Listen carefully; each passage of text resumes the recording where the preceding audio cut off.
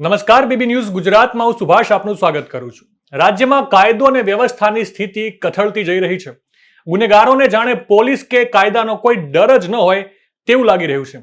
તાજેતરમાં અમદાવાદના વસ્ત્રાલમાં અસામાજિક તત્વો દ્વારા જાહેરમાં આતંક મચાવવાની ઘટના સામે આવી હતી, ત્યારે હવે સુરતમાં પણ આ પ્રકારની ઘટના સામે આવી છે, જેમાં ધૂળેટીના દિવસે સાંજના સમયે સેજલનગરમાં 4 થી 5 શખ્સો રિક્ષામાં આવી જાહેરમાં જ ચપ્પુ વડે લોકો પર હુમલો કર્યો હતો.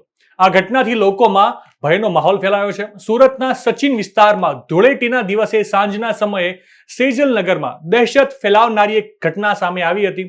અહીં 4 થી 5 શખ્સો રિક્ષામાં આવી જાહેરમાં ચપ્પુ વડે લોકો પર હુમલો શરૂ કર્યો હતો. આ ઘટનાથી સ્થાનિકોના મનમાં ભયનો માહોલ ફેલાયો હતો. હુમલાનો વિડીયો પણ સામે આવ્યો છે, જેમાં દેખાઈ રહ્યું છે કે અસામાજિક તત્વોમાંથી એક વ્યક્તિ બેખૌફ થઈ લોકો પર ચપ્પુ વડે હુમલો કરે છે. પ્રાથમિક માહિતી મુજબ આખી ઘટના એક સામાન્ય બબાલ પરથી શરૂ થઈ હતી.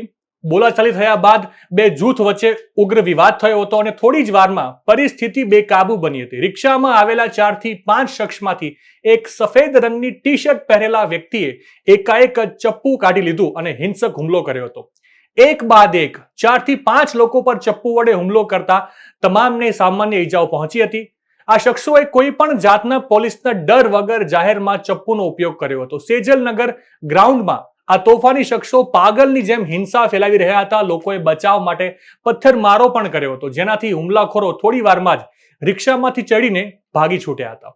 આ ઘટના સર્જાતા વિસ્તારમાં હાહાકાર મચી ગયો હતો અને લોકોમાં ગભરાટ ફેલાઈ ગયો હતો.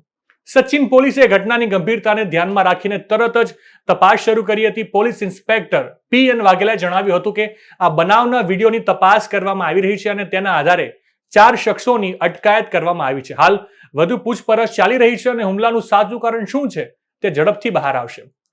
આ ઘટના સામે આવતા સુરત શહેરમાં કાયદો અને વ્યવસ્થાની સ્થિતિ પર સવાલો ઉઠી રહ્યા છે.